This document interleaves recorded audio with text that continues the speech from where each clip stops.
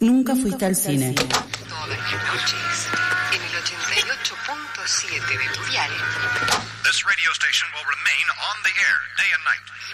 Tiempo de descuento, se viene la última jugada. I have an urgent bulletin. Will Sheriff David Sims please contact KAB Radio? Loaiza tambaleante de una cuerda a la otra. Lausi le aplica una violenta derecha al flanco.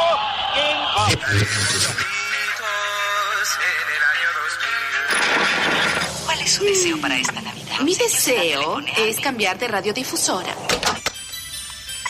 En las siguientes 2 horas vas a vivir una experiencia cinematográfica en la radio. Apaguen sus celulares y disfruten la función. Comienza. Nunca fuiste al cine. Bienvenidos, bienvenides a este programa número 137 de Nunca Fuiste al Cine. Primer programa de diciembre y antepenúltimo programa del año de Nunca Fuiste al Cine. No sé si lo habíamos dicho o si estamos dando la primicia, que cerramos el 20 de diciembre. Así es. Una semanita antes de todas las fiestas, con un programa seguramente muy especial, que todavía no planificamos, por supuesto, porque nos gusta la adrenalina. ¿Cómo anda, Blas? Bien. ¿Bien? Bien. ¿Nervioso por el partido de mañana? No, voy a tener una jornada previa de día de campo y pileta, en lo de una persona que es hincha de Racing particularmente, y lo cual va a hacer que sea relajación, disfrute, un poco de brindis. No se va a poner jede, ¿no? Con la gente de Racing. No, porque soy muy visitante, no conozco prácticamente a nadie. Ah, muy bien. Entonces, soy el más uno de alguien. Voy como acompañante, pero voy a pileta, bueno, bien. Día de campo, comida, supongo, calor, imagino fuego, bien. Y después volver para entrar directamente a la cancha. Ah, porque va a la cancha. Claro. Está bien. A las 7, ¿no? El partido. 7 de la tarde. Bien. Nunca fuiste al fútbol. Poli Sosa Hall, a la izquierda de mi cuerpo, ¿cómo va? Bien, todo bien. No pudiendo creer que ya estamos en estas fechas. Es cierto. Noviembre se hizo largo, pero cuando te querés dar cuenta estás en la fiesta ya. Infinito.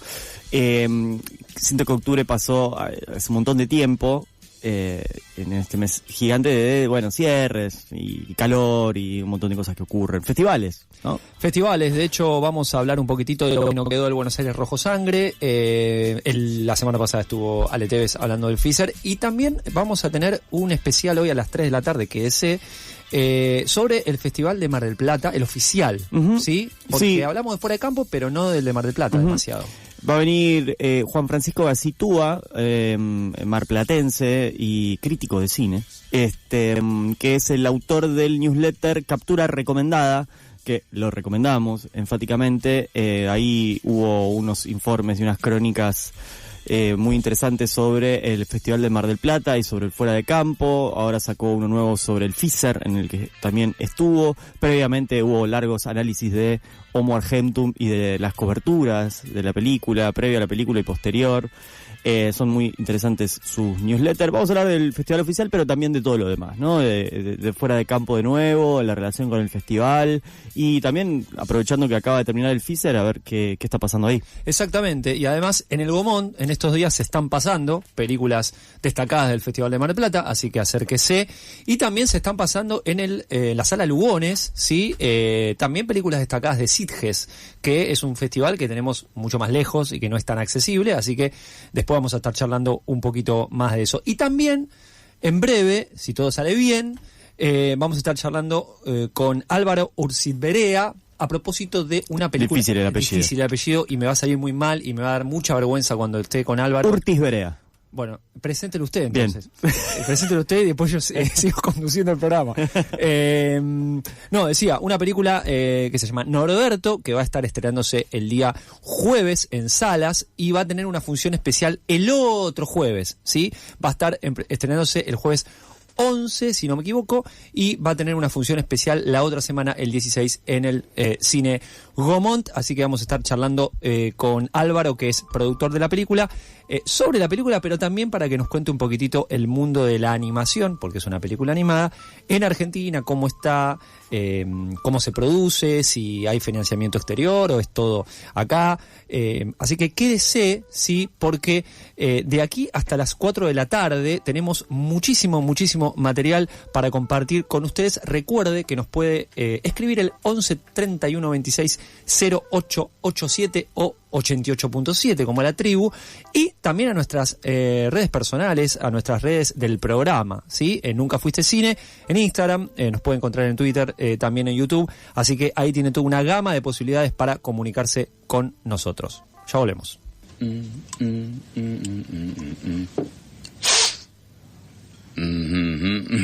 ¿Perico? No, muchas gracias, señor. Señor Hanna, ¿qué puedo ofrecerle esta gloriosa tarde? Bueno, Héctor, este es el plan del juego.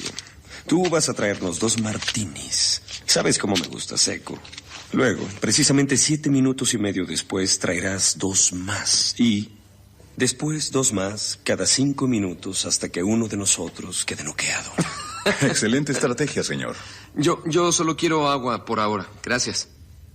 Es su primer día en Wall Street. Dale tiempo. Gracias. Gracias. Señor Hanna, ¿es capaz de consumir drogas durante el día y de hacer bien su trabajo? ¿Cómo chingados harías este trabajo? Con cocaína, papá. Faso, vino y pala, es la banda de la Ferrer. Nunca fuiste al cine.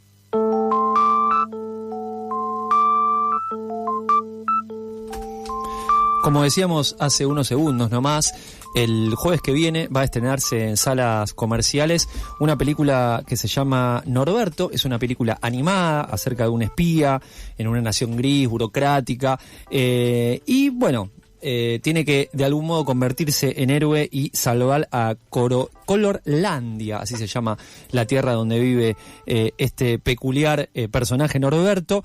Y para charlar un poco sobre la película, pero también sobre el mundo de la animación en Argentina, no está Santi Can, le encantaría esta entrevista a Santi a propósito de la animación. Estamos en comunicación telefónica con el productor, uno de los productores de la película, Álvaro Urtiz Perea, a quien saludamos y le damos la bienvenida aquí a Nunca Fuiste al Cine. ¿Cómo estás, Álvaro? Bienvenido. Hola, ¿todo bien? ¿Cómo andan? Bien, acá andamos. Bueno, ¿cómo viene eso? ¿Cómo esperan el estreno que se va a dar en salas comerciales? Bien, hubo un cambio. Vamos a estrenar el otro jueves, el 18, por un problema técnico con el Instituto de Cine. Así que bueno, ese aviso que no es el 11, sino el 18, el estreno.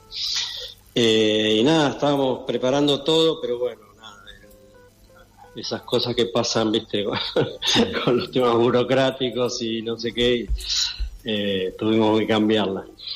Pero bien, estamos, nada, por suerte llegó el momento del estreno, después de mucho tiempo, mucho esfuerzo, y bueno, ya preparados para que, esperando que le guste a la gente, ¿no? Por supuesto. Es, como decías vos, es una película de animación para niños y la familia. Es una coproducción con España. El director es José Corral Llorente. Y bueno, trata sobre hay 2 territorios. Uno es Grislandia, donde está la burocracia, todo es sórdido, gris, oscuro, están los malos, los espías, los qué sé yo, y Colorlandia, donde todo es el opuesto, todo es alegría, música, bailan, están siempre alegres, hacen leyes para ser felices. Y entonces, bueno, los de Grislandia se preguntan qué pasa en ese país, por qué están tan contentos, que esto no puede ser, qué sé yo.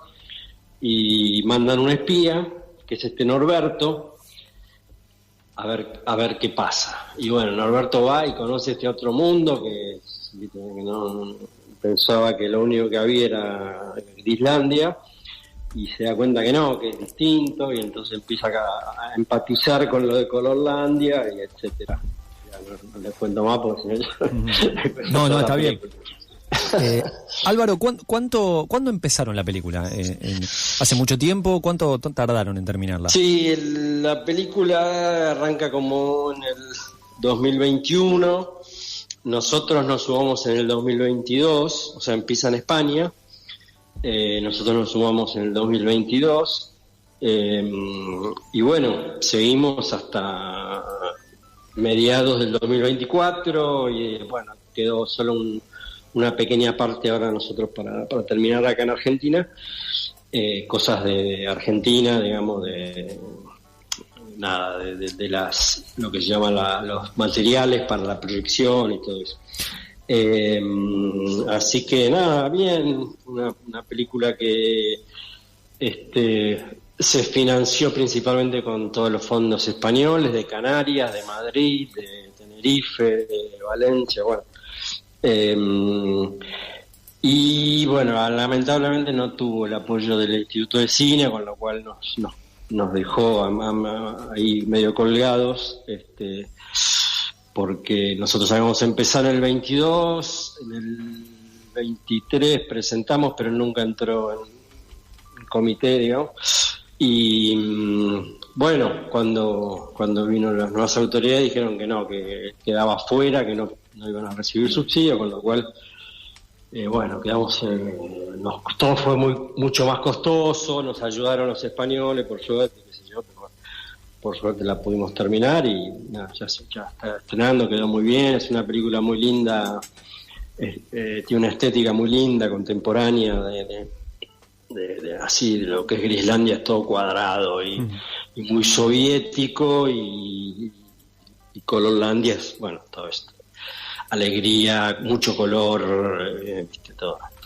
Es muy interesante la propuesta estética, siempre está el director buscando como vueltas de tuerca a todo lo que aparece, todos los elementos, no sé, por decirte algo simbólico, un tornillo en vez de ser redondo y cuadrado, y así va buscando todo como para salirse de lo convencional. Y después, bueno, en Colorlandia está gobernada por una niña de 5 años que hace leyes, por ejemplo, la ley de arriba abajo, que entonces se elimina la ley de gravedad, con lo cual uno puede con hacer una ley nomás ya lo resuelve. Excelente. Así que muy poderosa la niña. Está muy linda, es una película muy linda. Así que bueno, no sé si vieron ustedes el tráiler o algo pudimos ver. Álvaro Blas te saluda. Te quería preguntar en esto que venías mencionando de, bueno, las dificultades de hacer una película, que un poco es la historia de cada película que se hace, ¿no? Sí. Al menos no desde las grandes productoras que cada vez están más concentradas, ¿no? Hablando de las noticias de la semana, ya hablaremos más adelante en este programa. Vos estás en Vistasur, en una de las productoras que fundaste hace 30 años, este año se cumplieron, que arrancaste con uno de los productos televisivos más recordados de varias generaciones, que es Magazine for Five, pero bueno, después tenés muchos años también de distinto tipo de películas en distintas épocas, para distintos públicos. Y además tenés este know-how y esta práctica de ir a buscar coproducciones o de trabajar en conjunto con productoras de otros países. ¿Cómo lo estás viendo en estos 30 años, esta situación particular del cine, no solo del cine argentino, que quizás está todo más claro lo que está pasando, sino en términos mundiales, digamos, de qué está pasando con estas dificultades para hacer películas, qué está pasando con el cine? ¿Cómo lo estás viendo? Bueno, yo hice siempre cine de autor, así que tiene como una dificultad adicional porque digamos, se respeta la propuesta del director-autor sobre lo comercial, digamos. Entonces, la dificultad es mayor, pero nada, es cuestión de yo siempre lo comparo con el teatro, que viste la cantidad de oferta que hay todos los fines de semana y esa avidez por querer hacer y expresar y qué sé yo. Y bueno, en el cine pasa algo parecido, ahora con mucha más dificultad porque no está el apoyo del Instituto de Cine, pero digamos se siguen haciendo películas entre amigos, independientes y qué sé yo. La manera, por el poco dinero que con el que contamos en Argentina, aun cuando todavía había más reparto de subsidios a más cantidad de producciones, era poca plata, pero digamos, normalmente hacías una película muy chiquita o salías a buscar coproducciones. En las animaciones son caras, una película de animación es caro, o sea, tenés que pensar muy mínimo $1,5 millones, o sea, de ahí, digamos, 3 sería algo que sí, bueno, puedo hacer una película, y de ahí para arriba. Claro. Entonces, por ejemplo, nosotros estrenamos el año pasado Dalia y el libro rojo, que nos llevó 10 años de hacerla. Y participaron 6 coproductores de 6 países: España, Brasil, Perú, Ecuador, Colombia, inclusive estuvo Ucrania, que había ganado su premio en Ucrania, se había sacado la foto con la embajadora argentina. Y cuando estábamos en medio de las conversaciones de los contratos, se largó la guerra y bueno, tuvo que salirse, pero si no hubiera estado también. Pero bueno, fueron 6 países coproductores, un esfuerzo muy grande, ¿no? O sea, un esfuerzo muy grande, pero bueno, quedó una película muy linda también. Y en función de esto de que decís de que, además que es, sobre todo que es mucho más caro hacer una película de animación, tienen varias, han insistido con esto, de hacer películas de animación. ¿Y por qué insisten en esa búsqueda que además parece que les da resultados? Mirá, un poco yo me voy yendo para como una hoja en el aire, para el lado de que el director va tirando.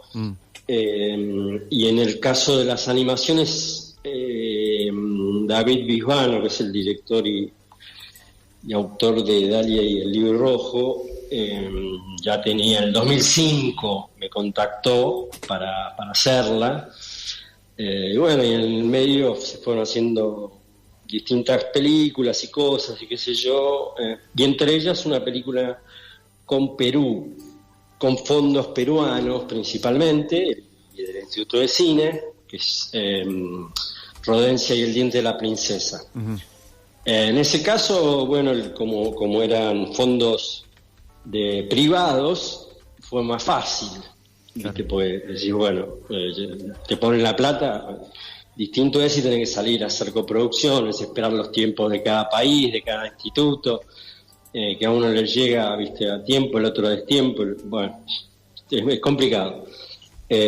Cuando tenés la plata, sea de una plataforma, de un privado, de lo que fuera, es más fácil y más rápido.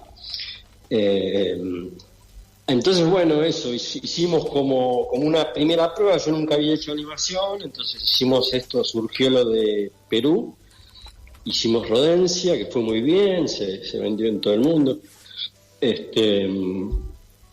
y después arrancamos ya con Dalia, que era la película que quería hacer de David Bisbano. Rodencia también es de David Bisbano, pero la que él quería hacer, que tenía en su carpeta hace 30 años, no sé, era Dalia. Y es cuestión de embarcarse y después va sorteando las cosas, te vas viendo a ver cómo haces. Que ya nos ayudó mucho Guido Ruth de Film Sharks, que fue buscador de fondos. Film Sharks es una vendedora internacional que está acá con base en Buenos Aires y eso fue buscador de fondos, nos consiguió, por ejemplo, la coproducción con Brasil, un artículo 3 donde entró Disney, qué sé yo, fue, ya te digo, 10 años, o sea, imagínate en 10 años todas las cosas que van pasando, ¿no? Claro. Altos y bajos, cambio de gobierno, dólar para arriba, para abajo, todos los vaivenes que tenemos acá. O sea, en otros países es más estable, pero nosotros acá es un quilombo. Así que nada, es eso, es meterse, tener ganas de hacerlo, se juega mucho eso con las ganas del director, viste, de un proyecto, yo, digamos, arranqué con, bueno, además del Magazine for Fight, que ahí trabajaba Lucrecia Martel, yo arranqué después con La Niña Santa, con Lucrecia, seguí con Diego Lublinsky, con 2 o 3 películas, incluso una la codirigimos, Hortensia, Daniela Sellaro de Salta, que hicimos 2 películas de los pueblos originarios wichís, con mucho suceso, sobre todo la primera, Lucy Latiag, que no sé, hizo 70.000 espectadores afuera, ¿no? Acá hizo 3.000, pero bueno, eso no es un tema ese de los espectadores que se habla tanto, y por ahí, viste, acá haces 1.000, 2.000, 3.000, pero afuera puedes hacer, como en este caso hicimos 70.000, una cosa así, contando 60 y pico de festivales y estrenos afuera, qué sé yo. Y así después, nada, yo hice otra que dirigí, Radio Oriente, el 2023. Y después, bueno, hay un par ahí que estábamos desarrollando, pero medio se estrenaron, como Corazón Mutante, por ejemplo, con Colombia, por el tema de nada, que no, ya medio como que se acabó el cine para o sea, pensá que ahora tenés, no sé, se pueden hacer 10 películas con financiación del Inca, ¿no? Sí. O sea, fuera de los comerciales. Uh-huh. Entonces, mi sobrino justo ganó dos concursos de eso, Felipe. Pero bueno, nada, es eso, se presentaron 250 y ganaron 10. Bueno, es difícil. Álvaro, vamos a estar atentos y atentas al estreno, ya que es la otra semana, no la semana que viene. La otra semana, el 18, sí. Exactamente, el 18 lo vamos a recordar. Te agradecemos mucho la comunicación y bueno, también estaremos atentos a cuando esté en el Gomón, que nos dijo Cristina, la prensera que va a estar, así que lo vamos a mencionar. Sí. Te mandamos un abrazo grande desde aquí, desde Nunca Fuiste al Cine. Bueno, igualmente, un abrazo grande. Gracias, adiós. Era Álvaro Urtiz Berea, productor de Norberto, pero también de Vista Sur, sí, de una productora que tiene una gama de películas. Sí. Bueno, lo mencioné un poco, ¿no? La Niña Santa, de Lucrecia Martel, las Jusek. Primeras 2 de Daniela Sellaro, Jusek y Lucy Latiag. Varias películas que seguramente se han encontrado en salas estaban producidas por Radio Oriente. Yo la vi, no recuerdo si no estuvo en Bafisi. Sí, me gustó mucho esa película. Sí. Interesante el recorrido de Vista Sur. Quédese, sí, viene el Buenos Aires Rojo Sangre para darle un cierre a ese festival que terminó la semana pasada. Close your eyes. This is such stuff as dreams are made of. Nunca fuiste al cine. Esa cosa de la que están hechos los sueños.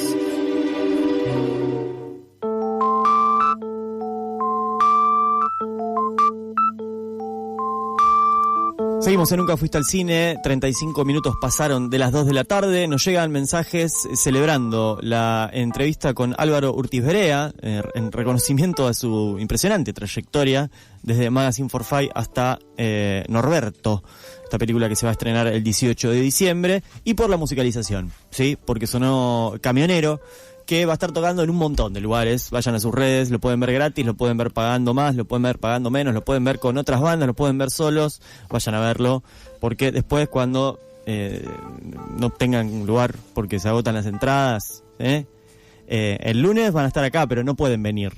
Van a grabar una sesión del Club Cyberpunk. Las sesiones de FM La Tribu. Pero sale al aire, ¿o no? Sí, después lo van a... No, o sea, sale se edita porque hay una producción audiovisual impresionante. Vayan a seguir @Club Cyberpunk y entérense de más. También va a estar grabando Lucy Patane. Pero eso fue parte del bloque anterior. En este segundo bloque vamos a estar hablando de lo que pasó en el Buenos Aires Rojo Sangre, la edición número 26, que ya venimos acompañando desde antes o desde los días de su estreno, cuando hablamos con Pablo Zapere. Eso lo pueden encontrar en YouTube y en nuestras redes, y otras películas que fueron comentando acá quienes fueron.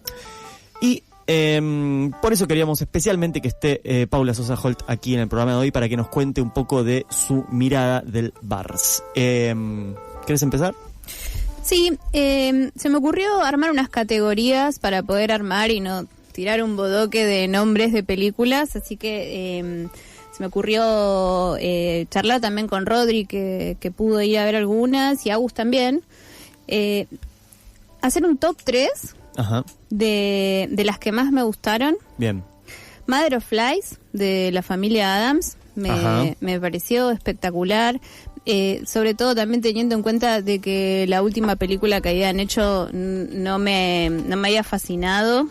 La última película que hicieron fue Where the Devil Roams, que si bien está bien, a mí particularmente no me gusta mucho el universo del circo y eso como que no me entusiasmó tanto. ¿O más trillado te pareció? Sí, pero tiene cosas que están muy buenas esa película. Pero a mí la que más me gusta de ellos es Hellbender, que es una película increíble que trata el tema de la brujería. Y en esta película, que se llama Mother of Lies, también retoman la brujería.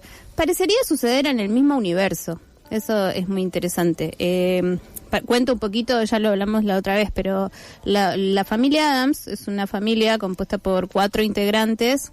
Una de ellas, la mayor de las hijas, dijo, bueno chicos, yo voy a seguir con mi vida, ustedes, está buenísimo lo que hacen, pero bueno, yo voy a hacer otra cosa, y ya se abrió. Pero quedan John, Toby y Zelda. Sí. Ellos dirigen la película, los 3 están como directores. Y también guionistas. No, guionistas es John. Ah, no, perdón, estaba viendo Hellbender. Me había quedado con Hellbender. Pero directores de la película son los 3. Y bueno, también podría suceder en el universo de Blair Witch. Ajá, me interesa. Mirá. ¿De la 1? Sí. Este es un tema aparte, pero me comentaron, leí por ahí que Zelda, la hija de los Addams, parece que atravesó una situación de enfermedad y eso fue lo que inspiró la película. Ah, mira. Ella interpreta a una chica que tiene cáncer y luego de probar diferentes tratamientos que no dieron resultado, decide ir a visitar a una señora que vive en un bosque, que se comunicó con ella a través de los sueños y con la promesa de que la va a curar. El padre de esta chica la acompaña y él descree de toda la situación, pero decide darle el gusto a su hija que está enferma y quiere probar algo más para curarse. Y la película se trata de eso, es brujería, tiene un clima increíble, la música de la película también la hacen ellos.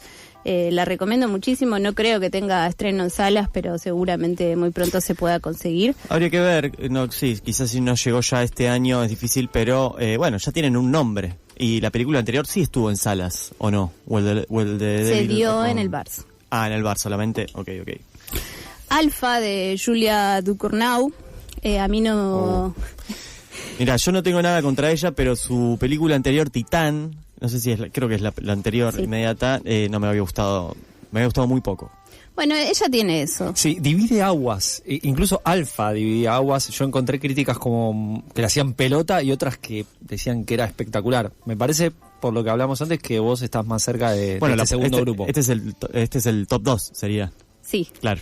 Ella tiene 3 películas hasta ahora. Raw, Titane, y esta es su tercera película. A mí no me decepciona, todas me parecen increíbles, me gusta mucho su visión, me gusta cómo... es como si ella o por lo menos todo el mundo la pone en el lugar de la nueva Cronenberg, y lo encarna bien, pero ella con su personalidad lo hace. Yo siento como que ella no está queriendo ocupar ese lugar. Tiene las mismas características, pero ella lo hace con su personalidad. Y a mí me gusta mucho lo que hace. Creo que es una artista, es una autora. Ella me gustó mucho. Y la tercera de mi top es Godzilla en Santa Fe. Esa, me pongo de pie. Esa me ha gustado verla.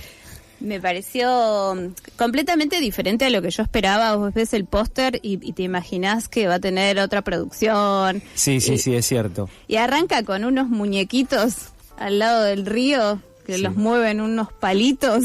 Haciendo como el origen de Godzilla, ¿no? Una cosa así. Y la película se sostiene con ese nivel de producción. Sí, es cierto eso.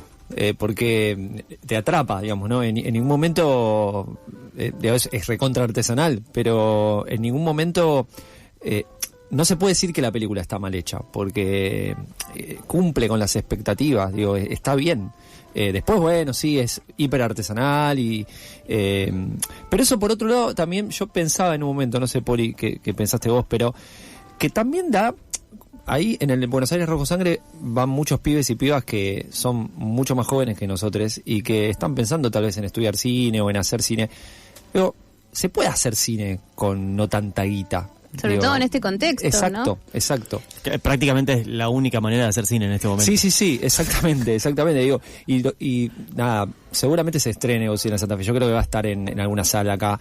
Vayan a verla porque además justo habíamos hablado de como una experiencia Bars y fuera del aire hablamos de qué significa eso. Después, Poli lo explicará un poco mejor que yo, seguramente. Pero yo la pasé muy bien en esa película. O sea, había comunidad, había risas.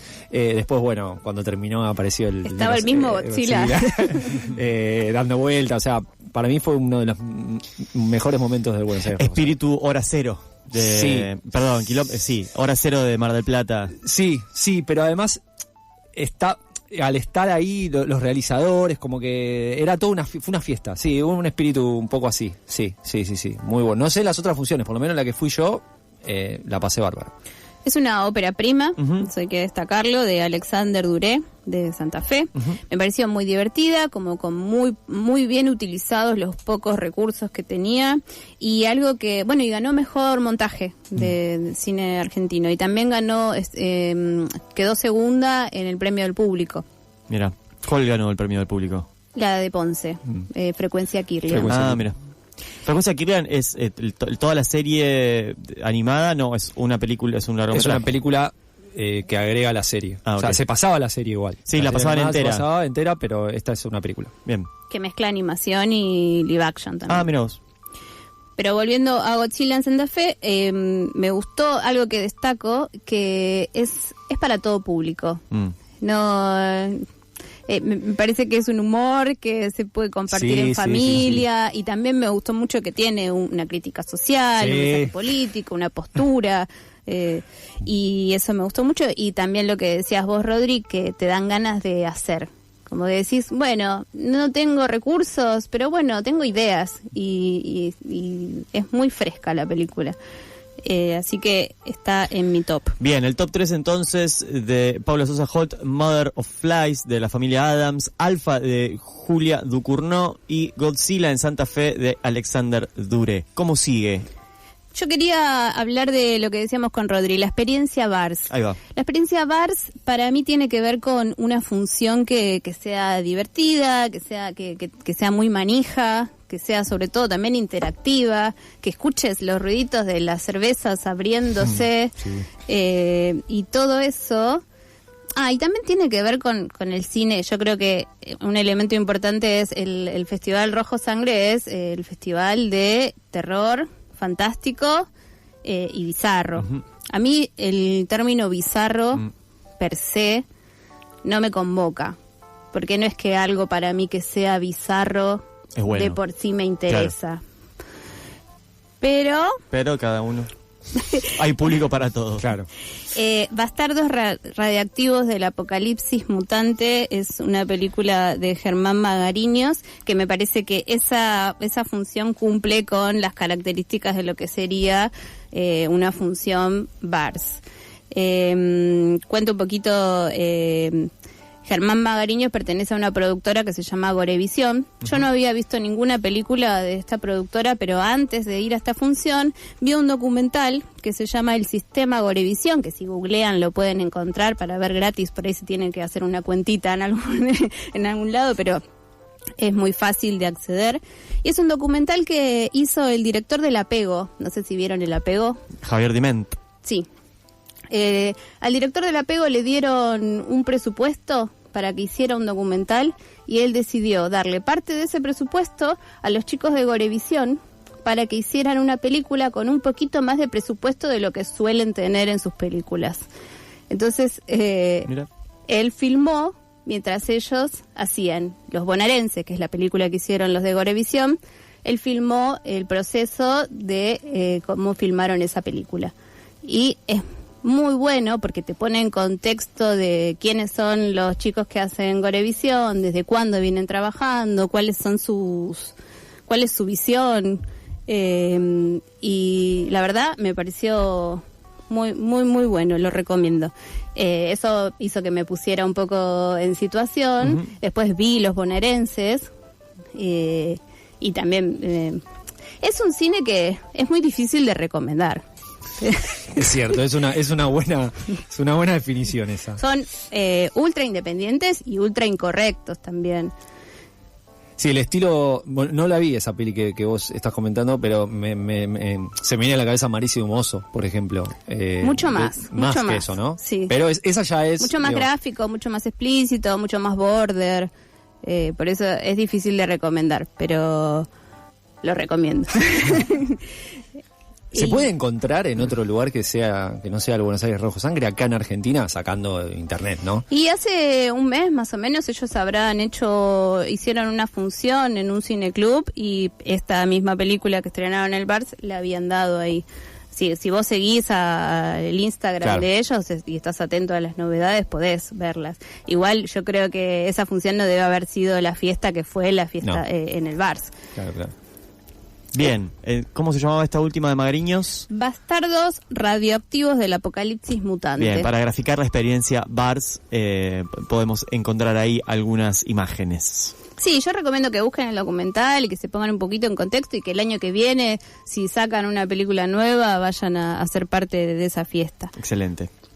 Quería destacar una joyita argentina, ese es el título de la categoría, que me gustó mucho, El llanto del perro. A ver. Es una película dirigida por Federico Benzi y Bonzo Villegas, que forma parte, es la ópera prima de una nueva productora que se llama Cine Gata, que también está Miranda de la Serna en esa productora. Sí, que ganó un premio Miranda de la Serna. Ganó un premio a Mejor Actriz. Ahí está. Y ellos mismos se declaran fans de A24. Y eso se nota. ¿Para bien o para mal? Y depende si te gusta 24, para mí es para bien. Está bien. Se nota y ya. Ok. Y bueno, me pareció que interesante, si bien no me pareció como, no me volvió loca la película, me parece que hay cositas, viste, que decís, che, esto puede estar bueno más adelante quizás, o acá hay una idea que está copada. La protagoniza Miranda de la Serna con Clara Kovacic, que está produciendo un montón, está actuando en un montón de películas. Y es una relación muy tensa que hay entre ellas, que no se termina de entender, hay como una tensión sexual, hay una amistad, hay una relación medio maternal. Se trata sobre la domesticación de personas, las personas que están perdidas y que de repente necesitan que alguien tome una decisión por ellos. Es rara la película, es rara, pero me parece que es interesante también. Tiene como un germen ahí que puede estar muy bueno. Bien. Esa es la Argentina que te... Sí, ¿a vos cuál te gustó de Argentina? A mí la que más me gustó de Argentina es El Susurro. Lo que pasa es que, bueno, El Susurro ya venía, yo la volví a ver, ya la había visto en Fuera de Campo. Coproducción argentino-uruguaya. Sí, argentino-uruguaya, que además está, si no me equivoco, está en la semana de Sitges ahora. Y después quería mencionar un segundito a la última de Loretti, que no me rompió la cabeza, Hotline. La pasé bien, digo, fue un buen rato de cine, pero me sigue sorprendiendo Maggie Bravi. porque Clara es una actriz vinculada al terror ya desde hace bastante, y parecía que estaba ella sola ahí en el terror argentino. Y sin embargo, Maggie Bravi de a poco fue imponiéndose. No lo planteo como una competencia, sino que aparece otra figura también, que también produce, porque Maggie Bravi está en algunas producciones y no como actriz, pero en esta tiene un protagónico muy fuerte y lo lleva bien. No sé si la llegaste a ver vos, Poli, sí, pero la verdad es que lo lleva bastante bien. La peli tiene sus cositas ahí que a veces tiene Loretti, pero está bien, creo que, y ella está bien en la película. Creo que de hecho aparecen dos actores que están en Cuando se echa la maldad, que bueno, hay uno en una escena que de Ezequiel Rodríguez y Demián Salomón. Demián Salomón, para los que no vieron Cuando se echa la maldad pero no saben de nombres, es el hermano del protagonista, ¿sí? Tiene una escena al final tremenda, es como la escena bien fuerte, pero la verdad es que yo creo que se va a estrenar en algún cine Hotline. La veo como en algún cine comercial puede llegar a estrenarse. Vayan a verla porque está bien. Y después tengo una que la guardé para el final, que creo que a vos también te gustó mucho, que no es argentina, que es la peli de Tina Rodríguez, ¿no? Es Tina Romero, perdón.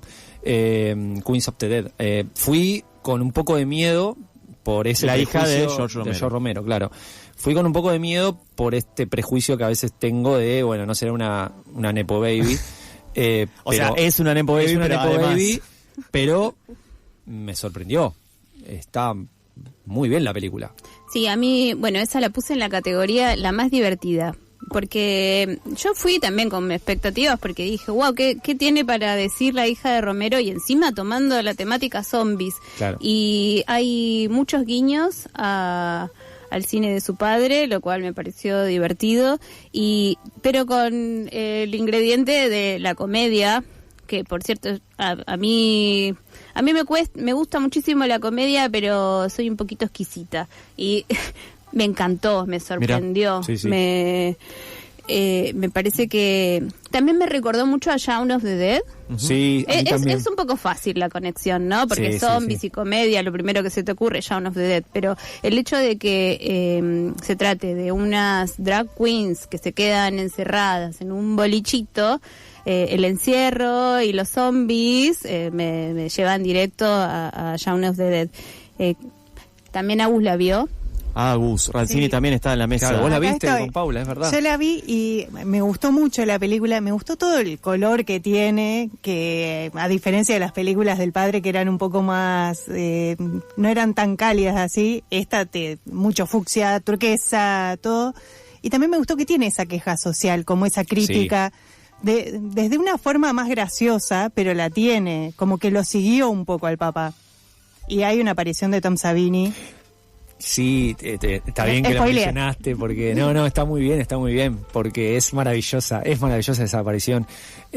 Además, juega, o sea, es una película que, digo, rápidamente así uno sin saberlo y leyendo la sinopsis, la puede decir, es una película woke.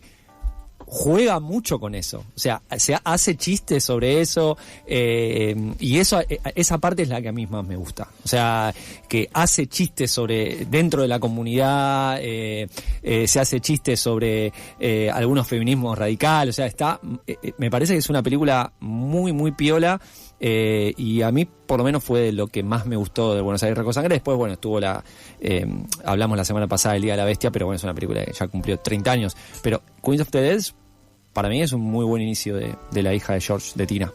Sería genial que se estrenara, ¿no? Sería muy bueno, porque yo creo que es muy disfrutable en el cine también. Tomen nota, distribuidoras, por favor.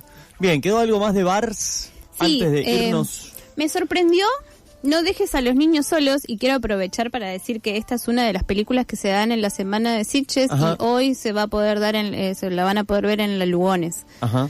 No dejes a los niños solos es una película de Emilio Portes que se trata de dos niños que se quedan efectivamente solos en su casa y te mantiene todo, dura 2 horas, es larga la película, pero se pasa rapidísimo y estás, yo me sentí una de ellos, como A mí me gustan particularmente las películas en las que se habla de los miedos en la infancia. Uh-huh.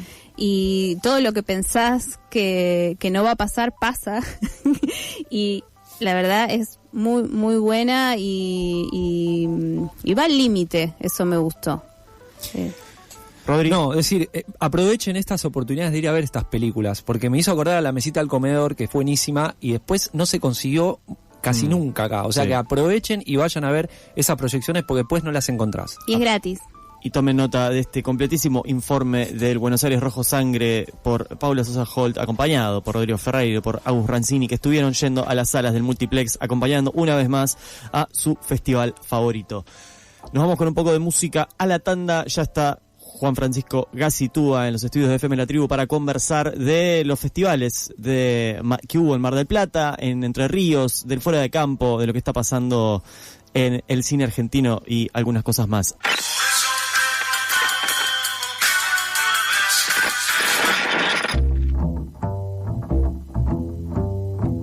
Menos de 60 minutos es un mediometraje.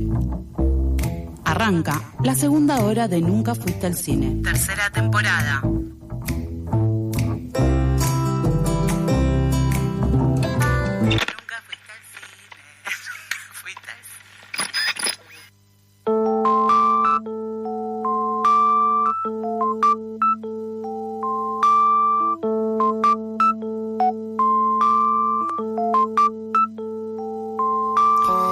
Cinco minutos pasaron de las 3 de la tarde. Estás escuchando Nunca Fuiste al Cine, al aire de FM La Tribu, 11 31 260 887, el WhatsApp de FM La Tribu, 11 31 260 887.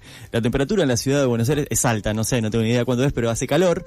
Y nos pueden encontrar en redes sociales como @NuncaFuisteCine. Ya es momento de recibir, que en realidad ya lo recibimos hace rato, a nuestro entrevistado presencial del día de hoy, Juan Francisco Gacitúa. ¿Cómo estás, Juan? ¿Qué tal? Muchas gracias. Buenas tardes. Bienvenido a Nunca Fuiste al Cine. Gracias por venir esta tarde calurosa. Juan es crítico y autor del newsletter Captura Recomendada, que hablamos más temprano aquí. Lo recomendamos que lo vayan a buscar, se suscriban.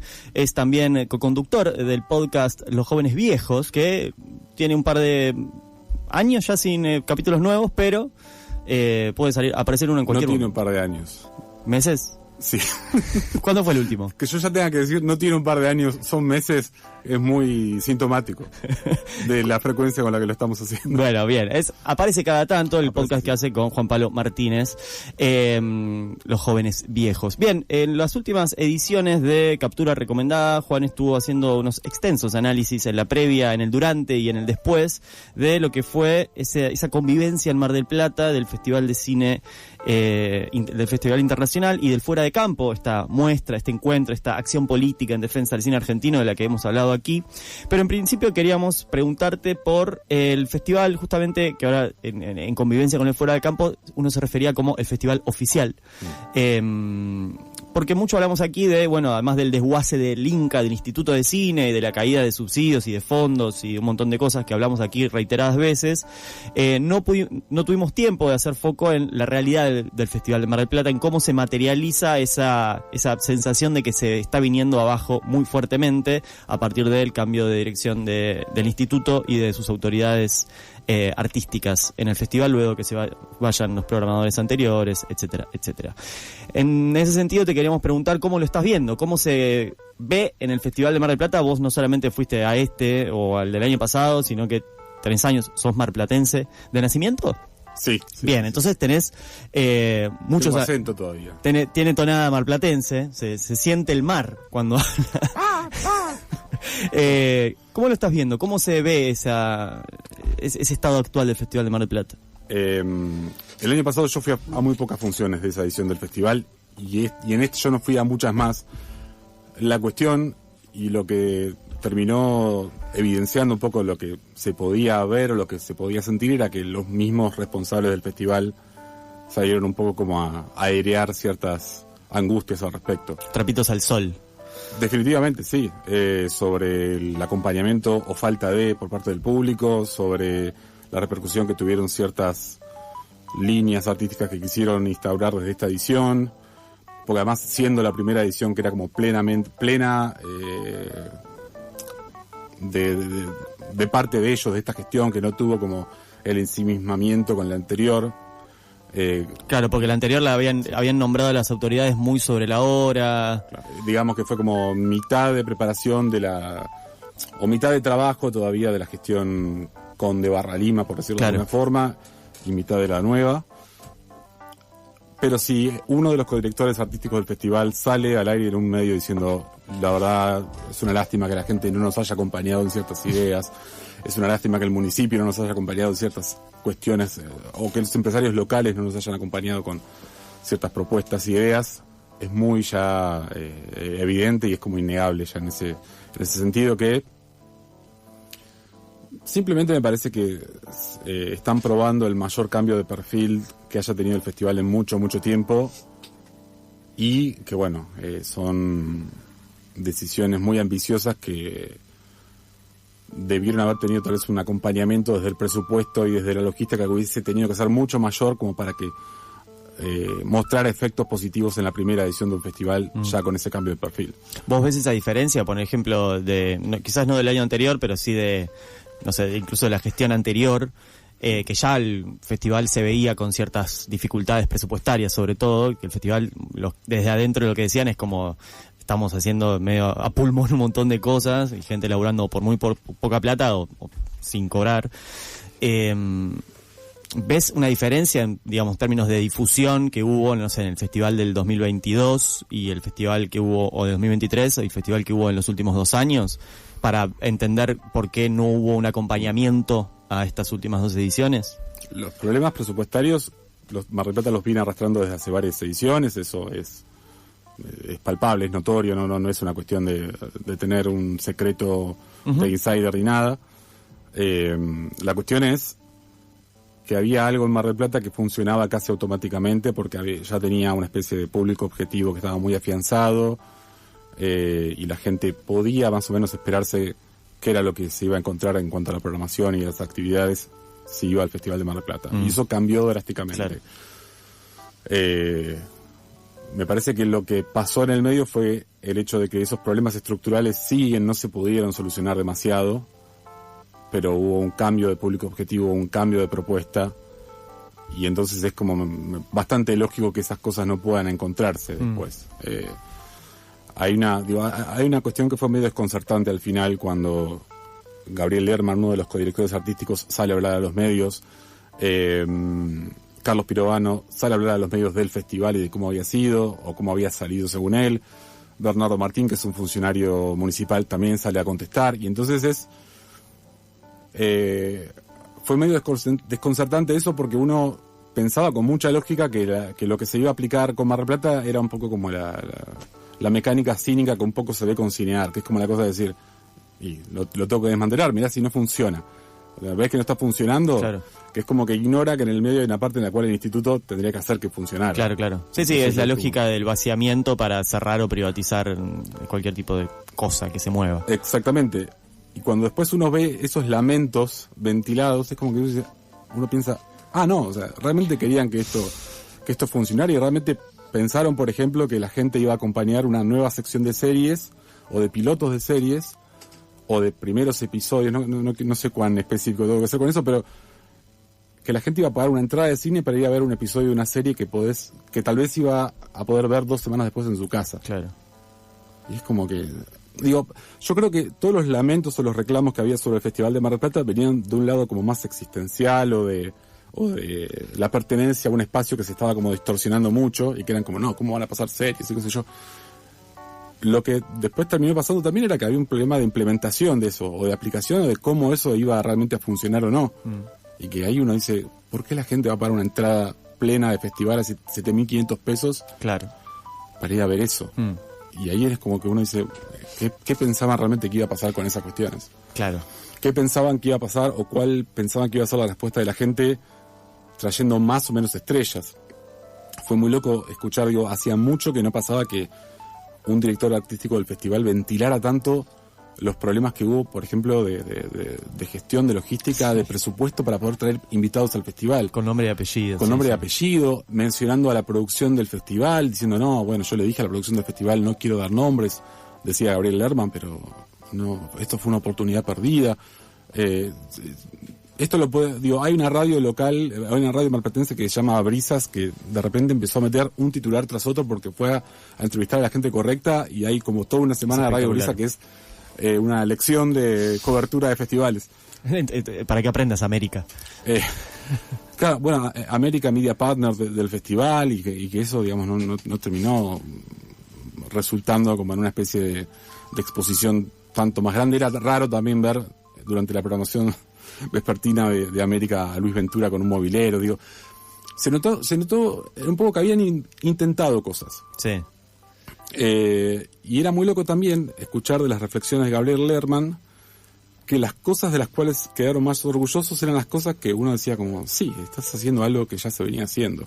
Gabriel Lerman quedó por lejos muy orgulloso de las funciones de The Rocky Horror Picture Show, que eran funciones para las cuales una gacetilla previa al festival invitaba a que los espectadores fueran en cosplay, que cantaran las canciones mientras estaban cantando en la película, etcétera. Yo leía eso y decía que esto les puede salir pésimo. Decía como, bueno, está buenísimo el intento de que hagan este tipo de cosas, de iniciativas con el festival, les puede salir pésimo. Después, de hecho, habían como redoblado un poco la apuesta porque compartieron con la prensa el hecho de que habían contratado a una troupe local de actores para que fueran disfrazados de los personajes. Entonces era muy loco ver que en la difusión de esas funciones había 2 espectadoras disfrazadas en cosplay, no sé si hubo más, pero después había 8 personas que estaban perfectamente disfrazadas, una de un personaje distinto. Era como, bueno, se fueron muy preparadas esas gente. Y fue lo que mejor le salió. Fue, si uno lo notaba en un detalle muy mínimo, que eran las historias de Instagram que compartía el festival, son tal vez las únicas funciones en las que mostraron al público. Claro. Que después no mostraron eso, no mostraban filas largas de gente, o una vez lo deben haber hecho. Y eso fue lo que mejor le salió. Y cuando uno escuchaba a Gabriel Lerman hablar de esa experiencia, decía, bueno, realmente, genuinamente uno tiene que decir qué bueno que no están dejando de hacer estas cosas, que además son el tipo de eventos que uno piensa, si esto lo viera uno de los trolls del gobierno, le pondría el grito en el cielo. Claro, mirá lo que están haciendo con nuestra plata, con nuestros impuestos. Totalmente. Y a la vez uno escuchaba lo que Lerman, como de algún modo recogía de toda esa experiencia, y decía, bueno, estás haciendo hora cero de Pablo Conde. Como que, bueno, digo, estás descubriendo que llegaste a eso. Entonces, para mí eso fue medio desconcertante porque uno vio que había intentos. Hay una cosa más que para mí es increíble porque es muy inusual, además, por parte del personaje, que fue, creo que es, no sé si es mayo, junio, julio, hay una presentación del festival en el Teatro Colón de Mar del Plata. Sí. Eso, si lo pueden buscar en YouTube, es un momento insólito porque no da con el personaje. Carlos Pirovano se sube al escenario del Teatro Colón y yo no quiero inventar. Yo creo que no está con un micrófono de mano, sino que tiene como un micrófono acá puesto, como de headset, una cosa así.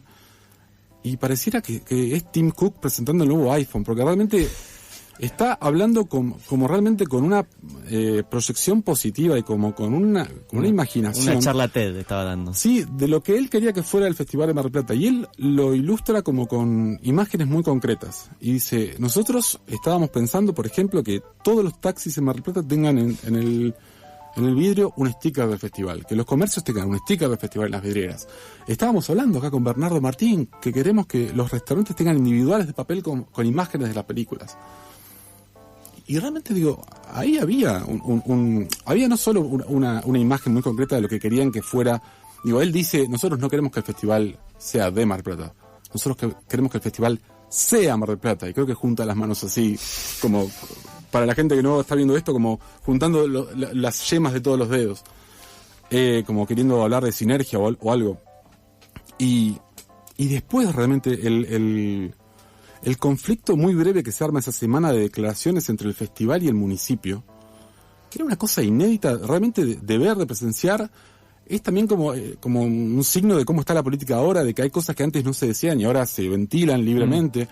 Pero también ahí hay una cuestión que es que para el festival, cuando el festival se golpeaba tanto el pecho en la promoción de esta edición y hablaba del renacer del esplendor, no estaba hablando solamente de las estrellas que podía convencer de venir, sino que estaba hablando también de encontrarle la vuelta a una cuestión que hace años y años y años muchas gestiones intentan resolver sin éxito, que es vincularse con el municipio. Que eso siempre es una cosa que está muy mencionada en los discursos, no sé, en las introducciones de los catálogos, etcétera, y nunca se resuelve más allá de un hecho que sea como la ciudad aportando voluntarios entre los estudiantes universitarios. Nunca va más allá de eso. Y la promoción o la difusión de esta edición realmente quería descular eso, quería realmente resolverlo. Y ahí es donde uno empieza a pensar como realmente tenían una ilusión de que el municipio acompañara mucho la promoción de esta edición, de que los empresarios acompañaran mucho con las inversiones o con lo que fuera. Porque después hubo lo que se ventiló después fue mucho eso, como una especie de desengaño, de desilusión. Como y de sorpresa, claro. Y de sorpresa. Se habló mucho, lo que mencionaron mucho Lerman y Pirovano era la falta de publicidad estática del festival en las calles céntricas de Mar del Plata. Algunos de ustedes deben haber visto lo que era la escena de la Rambla, que además había tenido un problema que era que gran parte de la plaza seca de la Rambla de Mar del Plata estaba en obras que eran de la provincia, nada menos, que además eso invitaba como a decir, bueno, miren acá la provincia como nos está boicoteando, que renazca el esplendor o lo que fuera. Pero estaba el 55-60% de ese espacio con toldos de obras y había solamente 2 decoraciones del festival y digo, es absurdo, o tal vez es muy mínimo que estemos hablando de esto, podríamos estar hablando de la programación, pero digo, fue el centro del conflicto después entre el municipio y el instituto. Entonces, nada, me parece que dejó lugar como a pensar si realmente no hay una intención como muy genuina de cambiarle mucho el perfil al festival y la identidad, y eso sin un apoyo presupuestario consistente no va a poder pasar. Claro, y además es caer a cuentas de que quizás no alcanza con enunciarlo para que las cosas ocurran o con una manifestación de voluntad, porque quizás eso sí haya existido, no sé si en todas, pero en algunos momentos de las gestiones previas, y bueno, es efectivamente algo difícil de conseguir, que implica no solamente presupuesto, sino movimiento de gente activando y haciendo lobby en distintos lugares y en tiempo sostenido, que eso es algo que vos también lo mencionás cuando hablas del FISER en tu newsletter. Pero quería, antes de ir para el litoral, para el río, quería preguntarte por eso que pasó también en Mar del Plata, que fue el fuera de campo, ¿no? Mucha de la gente que iba a Mar del Plata viajaba de Buenos Aires o de otras ciudades, o mismo de Mar del Plata, que iba al Festival Internacional. Volvió a ir a Mar del Plata, tanto el año pasado con Contracampo como ahora que cambió de nombre a Fuera de Campo, que es la segunda edición de la misma iniciativa, pero ahora yendo a el Teatro Enrique Carreras a ver las funciones de Fuera de Campo, que luego salieron los números esta semana de venta de entradas de esa semana, que convivieron Fuera de Campo y Mar del Plata y están cabeza a cabeza prácticamente, considerando que había muchas menos funciones en el Fuera de Campo y muchas más salas en el Festival Internacional. ¿Cómo viste el Fuera de Campo ahí en convivencia con el festival? Creo que la gran diferencia estuvo como en esas fotos finales de una representante de Fuera de Campo festejando el promedio de espectadores por sala que tuvieron en la única sala, porque realmente la cantidad de funciones que agotaron permitió que alcanzara un porcentaje que estaba buenísimo, teniendo en cuenta que ya habían tenido funciones al mediodía, de cosas tal vez que no eran tan centrales para ellos en la programación, o que ya estaban tal vez más perjudicadas, entre comillas, de inicio por el horario en el que estaban, o porque se superponían con charlas o lo que fuera. Y y de vuelta, yo estoy basándome en lo que dijo un funcionario, que es Carlos Pirovano, diciendo, la verdad que nosotros, en cuanto a espectadores, repetimos lo del año pasado, que no es un logro eso. Claro. Y eso me parece que es algo que no hay que darlo tan por sentado por una cuestión de que es cine argentino, con todo el cuestionamiento que tuvo en cuanto a su convocatoria y todo, y que Fuera de Campo esté teniendo ese éxito realmente incuestionable en ese sentido es algo que no hay que dejar de tratar o de abordar.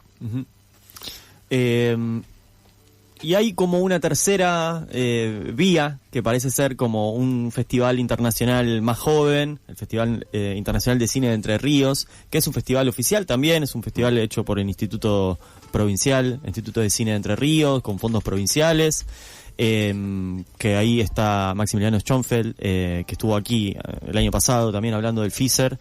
Que parece ser también como un modelo paralelo, ¿no? De armar este tipo de eventos, de grandes eventos o eventos que van creciendo también, que empieza a convocar gente más allá de los propios entrerrianos, y que parece aparecer como un espacio a ocupar en el buen sentido, digamos, no a copar como algunos quieren que copemos el Festival de Mar del Plata, que ocupemos casi diría. Son todas opiniones válidas. Sí, claro. Sino, bueno, ahí, mira, dejemos de mirar quizás un poco acá, no vean a los monstruos, cantaría Polanca, y vayan al FISER, a ver que ahí está pasando algo. ¿Qué está pasando en el FISER? En el FISER hay como una subtrama rarísima de este momento del cine argentino, que es un festival que es parte de un organigrama institucional súper desarrollado, súper instalado, que fue algo que requirió mucha persistencia y mucha perseverancia de mucha gente, y que tuvo la suerte de que ciertas figuras hicieron casi como de celestinos entre funcionarios y autoridades artísticas, digamos, como para que eso se sostenga y vaya creciendo en una provincia nada menos como Entre Ríos, con una gobernación súper, amistosa o afable con el gobierno nacional. Uh-huh. Entonces eso, en ese cambio de signo partidario tan fuerte, además para Entre Ríos, después de tantos años del PJ y todo, no es para nada menor. Y de vuelta, requirió de que en los últimos, 5 o 6 años, hubiera gente que dijera, no se dejen estar, y refuercen un poco como la solidez de todas estas instituciones, digamos, el Instituto Autárquico de Cine de Entre Ríos, no es IAER, así que estoy diciendo mal algo. Realmente hoy tiene, está haciendo funcionar una cinemateca reinaugurada, está con un cinemóvil, está con una escuela itinerante, está con un montón de iniciativas que son como muy, muy, muy singulares en todo este panorama. Claro, a contrasentido de la tendencia actual. Claro, ¿cuál es la cuestión ahí, me parece? ¿Cuál es como el nudo que va a tener el FISER, o que ya está teniendo? Es el hecho de que hay un acompañamiento institucional, es decir, no hay un fuego interno en ese sentido. También hay una cosa como muy notoria, que es que, y digo, más allá de otros problemas que pueda haber y que yo no quiero salir ni a cubrir con esto, sale una ley de cine en Buenos Aires y es el Inca de Kicillof que se lo da a la Cámpora. Sí. En una provincia como Entre Ríos se están sosteniendo un montón de iniciativas de este estilo y no hay dedos apuntando a eso.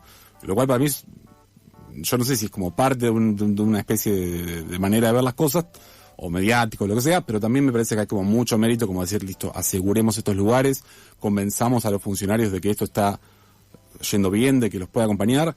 Entonces las cosas con tanta perseverancia y con tanta coherencia a través de los años terminan saliendo bien. O sea, Schonfeld creo que estaba hablando con un medio, ni bien terminó el festival, de que esta edición duplicó la cantidad de espectadores de la anterior. Es una demencia. Es realmente una demencia, porque sale además al cruce de un montón de verdades proclamadas con mucho énfasis ahora sobre lo que pasa con el cine argentino, que... Sí, con el cine argentino y con las salas de cine, que la gente no va a ver cine. Totalmente. Y totalmente alejado del núcleo, que es, bueno, sí, acá en Capital te armas un cineclub en una oficina de Florida y la llenas todos los días. Claro. Pero porque además, digamos, el FISER no es que todas las funciones fueron de Homo Argentum, ni que,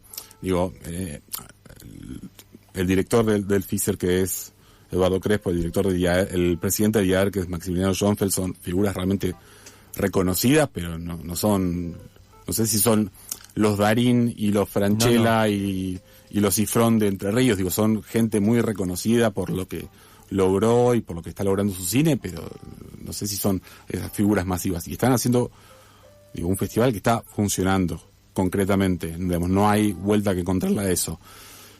¿Qué me preocupó tal vez, o qué pude ver que digamos a lo cual habría que prestarle atención es que sigue siendo un evento cultural, que sigue siendo la cultura y que Entre Ríos, más allá de que se lograron estos acuerdos y estas atenciones a esto que está haciendo el instituto, bueno, los presupuestos no siguen, digamos, los presupuestos son presupuestos de una Argentina con una oleada de ajuste y de todo. Entonces el festival está creciendo a un ritmo en el cual tiene que haber, como se le reclama a veces a los dirigentes futbolísticos, un salto de calidad. Ahí tiene que haber un acompañamiento, porque si no, ese crecimiento en un momento puede dar espacio como a que sea una cosa de decir, bueno, sostengamos esto como sea, y eso termina mal. Es una cosa que se escuchaba tal vez como en los pasillos del festival. Cualquier trabajador de la cultura sabe que hace lo que está haciendo de más por mucho menos de lo que cobra. Bueno, eso se puede volver como un gran tema para el FISER, me parece. Juan Francisco Gacitúa, con un panorama de festivales de cine nacionales o aquí que ocurren no tan lejos, en Mar del Plata, el FISER y también el Fuera de Campo. Gracias, Juan, por este rato que estuviste acá. Muchas gracias a ustedes. Síganlo en Captura Recomendada, busquen Captura Recomendada, que es su newsletter, también lo pueden leer en Substack. Muy interesante lo que van a poder encontrarse ahí, de todo un poco. Ahí, desde el análisis pormenorizado de Homo Argentum hasta esta extensa cobertura que hubo de lo que fue Mar del Plata, el FISER y muchas cosas más. Gracias, Juan. Gracias a ustedes, muy amables. Hola, ¿te gustó? Lindo, ¿no? Está un poco saturado de medios, pero igual anda bien, ¿no? ¿Te gustó? Lindo. Bueno, esto es lo mínimo que te va a pasar. Te van a pasar una serie de cosas medias raras. Vos cuidate, portate bien, no hagas cosas raras, porque yo soy medio experto en torturar a la gente, ¿sabías? Sí, soy de Escorpio. Bueno. Chao, lindo. Chao, como mínimo.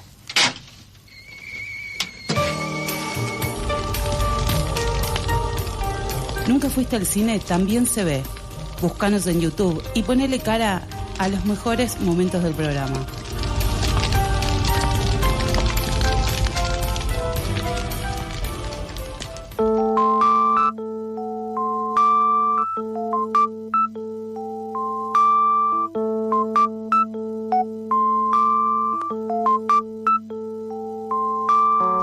Último bloque de Nunca Fuiste al Cine, queda poco más de 20 minutos para las 4 de la tarde. Recién estuvo Juan Francisco Gacitúa charlando con nosotros, también conocido como J. Frisco.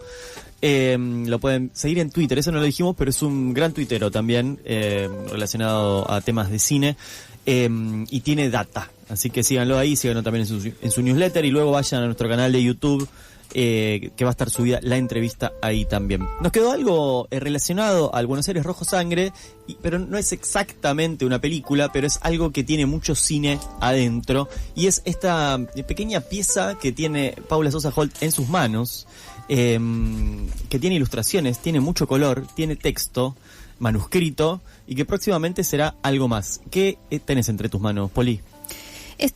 Me propuse hacer un fanzine cubriendo el festival. Mi idea es que haya un comentario sobre cada una de las películas que estuve viendo, muy casual, un poco introductorio también, no doy por sentado nada, cuento un poco quiénes son los directores, qué otras cosas hicieron, es como una especie de diario. Ajá. Me gusta. Ilustrado a todo color. Sí. El color es un tema porque tenía ganas de imprimirlo después, lo que va a incrementar el costo. Claro. pero bueno, tenía muchas ganas de pintar con marcadores. Estoy usando unos marcadores que son al alcohol, que mira cómo se pasa a la otra página. Así que estamos registrando con imagen, por eso estamos haciendo. Después síganos a nuestras redes sociales, @NuncaFuisteCine, y ahí lo van a poder ver. Por si no sabían, Paula Sosa Holt, además de ser nuestra cronista de cine muchas veces, es dibujante e historietista, así que tiene libros publicados, escúcheme. Y próximamente entonces este newsletter, cuando esté en su versión final, va a estar ¿Disponible? Mi idea es subirlo para que todo el mundo pueda verlo. Creo que hay una página en la que podés subir y lo podés ir pasando como si fuera un libro. Voy a tratar de subirlo a alguna plataforma de ese estilo.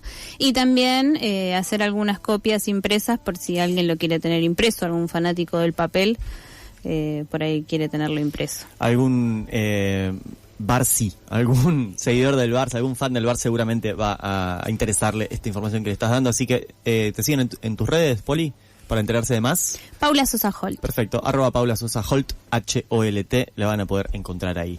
Pasamos a entonces hablar de las últimas 2 películas de este programa. La primera, Five Nights at Freddy's 2.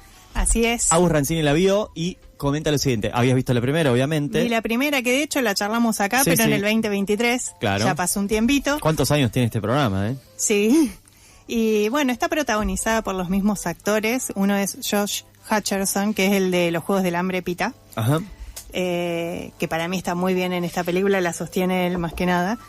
Pero bueno, está basada en una franquicia de videojuegos que yo la verdad que antes de ver la primera no tenía ni idea lo que era, pero me di cuenta que tiene muchísimos seguidores. Estuve viendo videos con explicaciones que yo jamás había entendido en la primera película que vi, porque había muchos detalles como youtubers actuando, que son los que suelen hacer los comentarios de los juegos y todo, y yo nunca me di cuenta quién era. Y capaz que hay un público que lo disfruta eso. Bueno, acá creo que también está. Hay muchos videos en YouTube mostrando todos esos detalles que están buenísimos. Me enganché, vi como 10. Pero bueno, voy a hacer como un pequeño resumen de la primera. Dale. Cosa de que nos adentre un poquito en esta que fui a ver. En la primera conocemos a Mike y a Abby, que son 2 hermanos. Mike es el hermano mayor, que quiere la custodia de su hermana, porque también la quiere su tía. Y bueno, él también viene con un par de problemas y traumas porque falleció su hermanito cuando era chico. No recuerda bien qué pasó, entonces está con eso. Él, para poder tener la custodia de Abby, agarra y empieza a trabajar en un restaurante de esos típicos de los 80, que es este de Freddy's, y empiezan a pasar cosas muy raras con los animatronics, que son muy lindos. Es un oso gigante, un patito... no me acuerdo los nombres, perdón. Uno es Freddy's, eso seguro. Pero bueno, empiezan a pasar cosas raras y eso es medio de terror la película, pero un terror más adolescente, no un terror del que solemos ver en el bar, quizás. Esta segunda parte retoma esa historia cuando ya ellos están como más organizados, él tiene la custodia de su hermana, otro de los personajes que aparecía ayudándolo era una policía, que acá también conocemos un poco de su historia, del pasado, que estaba relacionado a todo lo que había pasado en Freddy's. Y bueno, obviamente tienen que volver a este lugar, pero van a ir a la franquicia principal, no van a ir a exactamente el mismo local en el que él trabajaba. Y van a pasar de nuevo cosas, pero ahora son como más robóticos los personajes. No quiero contar mucho porque hay mucha gente que sigue todo esto, pero sí hubo varias cosas que me gustaron, otras que no, de la película. Y una de las cosas que más me gustaron son los actores y actrices que aparecen en esta nueva peli. Y quizás si yo digo el nombre no les suene mucho, pero si digo dónde estaban sí les va a sonar. Uno es Wayne Knight, que es un actor que está en Bajos Instintos, Space Jam y Jurassic Park. ¿Quién es? Claro. Es Dennis Nedry en Jurassic Park. Wayne Knight, no lo tenía de nombre, pero si ustedes lo ven, es el que corre, el que quiere huir al principio. Claro, del Dilophosaurus. Sí, y la queda, bueno. Está él, están los 2 Ghostface de la primera película de Scream, que es Matthew Lillard, que ya está en la primera película de Five Nights at Freddy's, y Skid Ehrlich, que son Stu Macher y Billy Loomis, que son los malos. Acá también están, y creo que aprovecharon en tener estos 2 personajes como para rememorar esa película. También está McKenna Grace. ¿McKenna Grace es? Bueno, creo que es así. Es la de Ghostbusters, de esta última camada de actores y actrices, que creo que no está muy aprovechada esa actriz, pero también está. Así que todo eso me gustó, me pareció que están buenas las participaciones. Después me gusta mucho que los animatronics son casi todos efectos prácticos. Mirá. Entonces es como que volvés a un viejo cine, la película... Basta de CGI, chicos. Sí, basta de CGI. La película, si bien transcurre en la actualidad, siempre volvés a esos escenarios que son más ochentosos, porque los restaurantes estos son muy retro, y eso también me gusta. Pero bueno, que la película me haya entretenido no significa que sea buena, o que para mí falló mucho en el guión. Es como que hay algo... Yo no me acuerdo si tu sobria había dicho que eran perezosos. Sí, bueno, de la última de Jurassic World. Sí, bueno... Coincido con las palabras que usó el él. El crítico Lautaro Martín Morbiducci. Es exactamente lo mismo. No sé qué tan buena podría ser una historia basada en este videojuego, pero estoy segura que puede ser mejor porque la anterior está mejor construida. Si bien es como, sigue siendo una apertura a un mundo que parece gigante de todo lo que se puede venir, es como que no me terminó de convencer el guión. Pero la película me entretuvo, tiene escena postcréditos y si esperan hasta lo último, hasta la última palabrita, hay un audio. Que esas dos cosas, la escena postcrédito y ese audio, pueden abrir este mundo que digo que parece gigante atrás de esta película. Que habrá muchas Five Nights at Freddy's hacia adelante. Vamos a ver si siguen vendiendo muñequitos y cortando entradas. Bueno, Agus Rancini te contó de esta segunda parte. Y Rodri, vos viste The Sea, el mar. En traducción literal, no sé, seguramente acá le dijeron la noche en la que desaparecieron los chiquitos que vivían acá al lado.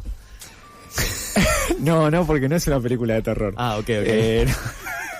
No está mal lo que pensaste, fuiste prejuicioso conmigo, pero no, bueno, yo el martes me fui al trabajo, al colegio, y pensando, bueno, voy a ir a ver, voy a regresar hasta Trilce a ver a Fernando Peña, que lo tengo abandonado, pero pasaron cosas. Y una de las cosas que te perdí. Me perdí, sí, ya sé, este martes seguramente regrese. Pero, ¿qué fue lo que pasó? Bueno, en el Gaumont están dando reposiciones de las películas que ellos consideran mejores del Festival de Mar del Plata, ¿sí? Una era Tessie, que también va a estar mañana, por eso la comentamos, porque mañana va a estar a las 8 de la noche. Tessie es una película del director israelí Sheikh Carmeli Pollack. A ver... Vamos a, por un lado voy a contar la película y por otro lado voy a hablar un poquito de lo que pasó en Israel con esta película. Voy a empezar con lo segundo. Israel tiene una camada de directores y directoras bastante jóvenes que son muy críticos de la política del Estado de Israel hacia Palestina, ¿sí?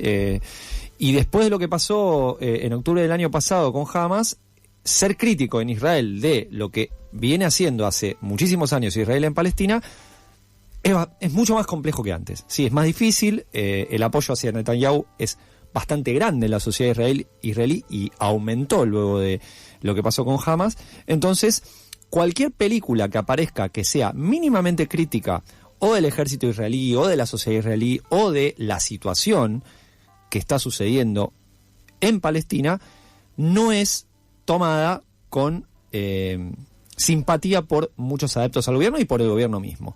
Bien, esto es lo que le pasó a Tessie. Es algo contradictorio. ¿Por qué? Porque es la película que va a ir al Oscar por Israel, ¿sí? Pero por otro lado fue criticada por el gobierno de Israel por supuestamente dejar mal parado al ejército israelí, que tan valioso es. Esas fueron las palabras de un ministro israelí quejándose y criticando la película, que con el dinero del Estado de Israel se hace eso que desprestigia al ejército israelí.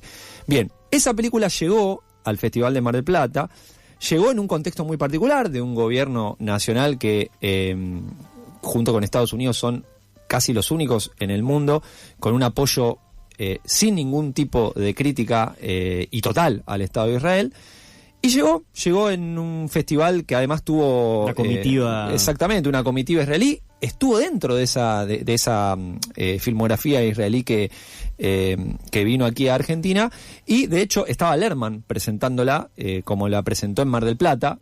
Ale Tevez, a quien le mandamos un abrazo porque está escuchando el programa y es parte de este programa con sus columnas, la vio y estuvo presente cuando estaba Lerman, que la introdujo de una forma mínimamente polémica, no nombró la palabra Palestina, dijo que estaba sucediendo algo muy difícil y complejo en Israel, pero bueno, la película la pasaron.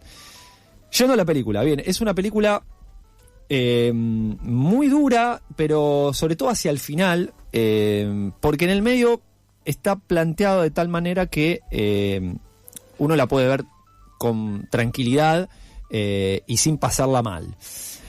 ¿De qué se trata? Rápidamente. El que no sabe de lo que está sucediendo en Palestina, Palestina tiene 2 territorios que están divididos y que no se conectan entre sí. Está Cisjordania y está la Franja de Gaza. Hay un niño, protagonista de la película, que vive en Cisjordania, en Ramallah, para ser más preciso, que junto con sus compañeros de colegio van de excursión hacia el mar.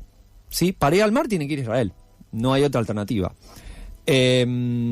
Bueno, consiguen los permisos, van en un micro y cuando llegan a la frontera con Israel, que está militarizada, a uno de los nenes, el protagonista de esta película, no lo dejan pasar porque su permiso, hay algo, no se especifica bien en la película, pero hay algo que está mal en el permiso. Entonces el nene no puede, lo hacen bajar del micro, lo viene a buscar su familia y vuelve a su casa. Claro, el pibe tendrá unos 13 años, 14 años, años más, años menos, se queda muy enojado, ¿sí? Estaba preparado con el coso de snorkel para ir al mar, no lo conoce el mar, entonces trama escaparse de la casa e irse al mar solo. Luego de que los compañeros vuelvan, le cuenten cómo fue, le muestran videos, bueno, más cebado todavía el pibito. Bueno, lo logra hacer, ¿cómo hace? Se cuela en un micro de trabajadores ilegales de Palestina que van hacia Israel, si no me equivoco a Tel Aviv, y se cuela ahí y llega a Tel Aviv y hace todo un periplo por la ciudad tratando de encontrar cómo llegar al mar. Él no habla hebreo, él habla árabe nada más. Ahí está el padre también que está trabajando en ese lugar y que se desespera. Y en todo ese periplo el director construye de un modo muy interesante y muy complejo todo lo que le va sucediendo al pibito y cómo eso puede reflejar lo que sucede en Israel con los palestinos. Por un lado aparece un montón de trabajadores que son ilegales, pero que le salen mucho más baratos a los israelíes que contratar israelíes, pero que por supuesto no tienen el permiso para trabajar, entonces están todo el tiempo con miedo que los agarre la policía y los deporte. El nene que no se puede comunicar porque no sabe árabe y hay muchas, no sabe hebreo, perdón, y hay muchas personas israelíes que lo ayudan. Porque bueno, las sociedades son así, son complejas, no es que hay, claro, son todos buenos y todos malos. Lo ayudan, algunos le hablan en árabe porque saben algo de árabe, lo van orientando, lo acompañan, y finalmente pasa algo hacia el epílogo de la película que es, por un lado, desgarrador, por otro lado, él termina de algún modo encontrando el mar. No hay muerte, o sea, el que vaya a verla quédese tranquilo que no hay una muerte hacia el final. Pero es un final muy simbólico, muy interesante y que te deja con un sabor muy agridulce y nada, al borde del llanto. Si no es que se te caen unas lágrimas ahí. Así que vayan a verte, sí, esta mañana a las 8 de la noche. Y yo creo que se va digo, es una candidata al Oscar, es una película israelí, probablemente en salas esté a la brevedad, pero no dejen de pasar la oportunidad de verla en sala, en el Gaumont, en la sala 1, si no me equivoco, en la más grande. Vayan, que es una muy buena película. Excelente, Rodri. Sobre The Sea, esta película que pudimos ver en Mar del Plata, ahora también en las funciones que programó en el Gaumont, películas que vienen de Mar del Plata, y nosotros llegamos al casi final de este programa. No quería dejar de recomendar algo que me da mucha pena que no voy a poder ir a ver, un doble programa muy interesante que hay hoy en el Malva, armado por dos ciclos distintos. Uno es el ciclo Cine y Periodismo, que son estos ciclos que son como excusas que pone Peña para poner películas juntas, como no sé, de caballos, películas con caballos, películas con autos, películas con periodistas. Bien, hoy a las 10 de la noche pasan El Ciudadano, Citizen Kane, de Orson Welles. Icónica película que, bueno, revolucionó en varios sentidos la forma de hacer cine. Y termina esa película, te quedas un ratito más, te lo vas a cruzar a Christian ahí dando vueltas, porque dan la Drácula de Warhol, Andy Warhol's Drácula, de Paul Morrissey. Me parece un doble programa excelente. Y si te la bancás mucho, también en el Malva a las 8 dan la de Hendler. Ah, mira. Bueno, revisen las carteleras. Un cabo suelto, creo que se llama. Nosotros en el newsletter que volvió esta semana, después de varias semanas de tomarse un descanso obligado.